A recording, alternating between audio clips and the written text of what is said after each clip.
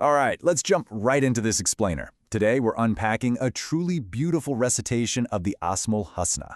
We pulled this directly from a really fascinating, continuous recitation over on the channel Smart Kids Playtime. Now, if you've ever tuned into this specific recitation, or even just scrolled through the transcript, you know it's this incredibly mesmerizing, rhythmic flow of Arabic words. But let's be real, if you're actually trying to sit down, learn it, and understand the structure, it can feel like standing at the bottom of a massive mountain, right? Totally daunting? Well, that is exactly what we're going to tackle today. We're going to break this source material down into clear, bite-sized thematic chunks. We'll map out the hidden architecture of this recitation so you can actually grasp it and remember it without feeling completely overwhelmed.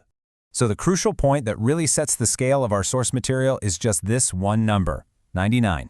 The entire transcript we're looking at is a continuous recitation of 99 distinct Arabic names.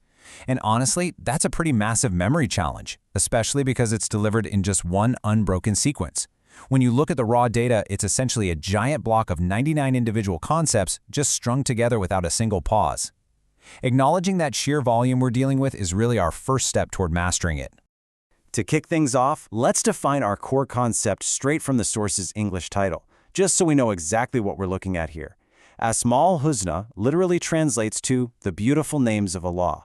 But you gotta realize, this isn't just some random vocabulary list. It's a highly specific, traditional collection of attributes that describe the very nature of the divine. Every single one of those 99 words in our transcript is a distinct title or characteristic. To keep things from getting overwhelming, we're going to explore this dense recitation through 6 easy-to-understand themes. We'll look at the 99 beautiful names, attributes of infinite mercy, the sovereign and majestic, the ultimate creator, the all-knowing watcher, and wrap up with learning through recitation. Moving into our first section, the 99 beautiful names. Let's look at how this massive text block actually shows up initially in the transcript. If you just stare at the raw transcript from start to finish, it is honestly pretty monotonous and it's incredibly hard to retain. The source text starts right out of the gate with Ar-Rahman and just marches continuously, without a single break, all the way down to As-Sabur. For visual learners, or really anyone just trying to absorb this, staring at an unformatted, dense sequence of 99 words is probably the absolute worst way to learn. Our brains just aren't wired to memorize a giant list of isolated concepts without any connective tissue. We really need to find those patterns. Okay, Section 2, Attributes of Infinite Mercy. Let's start our thematic chunking by grouping the names rooted right in this core concept of compassion. When we extract these specific names from the source, we can clearly see how the recitation opens with and then constantly returns to this beautiful theme of infinite mercy. Right at the very beginning of the transcript, boom, we hit Ar-Rahman and Ar-Rahim, which establishes this deep foundation of grace. But what's really fascinating here is that as you scan through the rest of the list, you keep finding these anchors of forgiveness scattered everywhere, like Al-Ghaffar and Al-Afua. By isolating these concepts together, you start to realize that mercy isn't just one random word on a list. It's actually a recurring central theme that binds the whole recitation together. Shifting our focus to Section 3, the sovereign and majestic.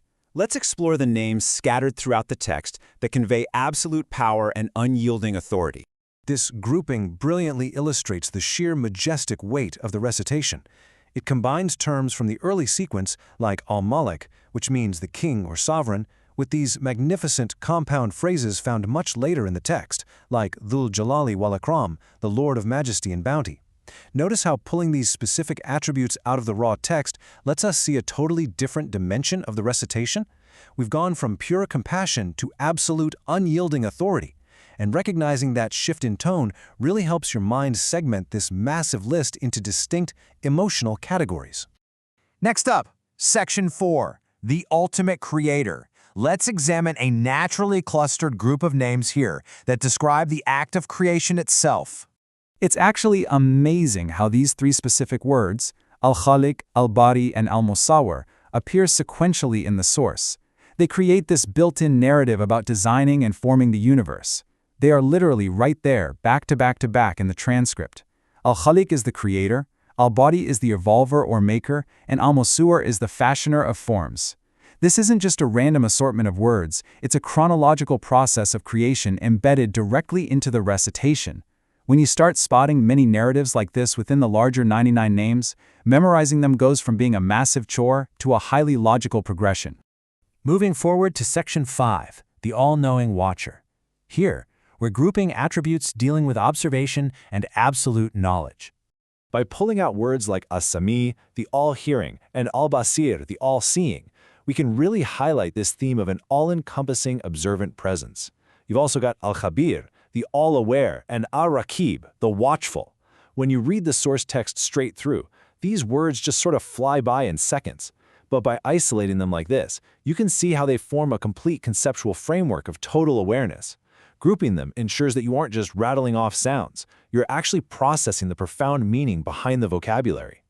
We can also see this wonderful poetic symmetry woven into the recitation when we juxtapose complementary opposites found right there in the transcript. For example, al-awwal, the first, paired against al-akhir, the last. The source text is absolutely full of these beautiful, balancing counterparts. By pulling them out and looking at them side by side conceptually, we reveal the inherent poetry of the sequence. It really proves that these 99 names aren't just a one-directional list, but a perfectly balanced spectrum of attributes.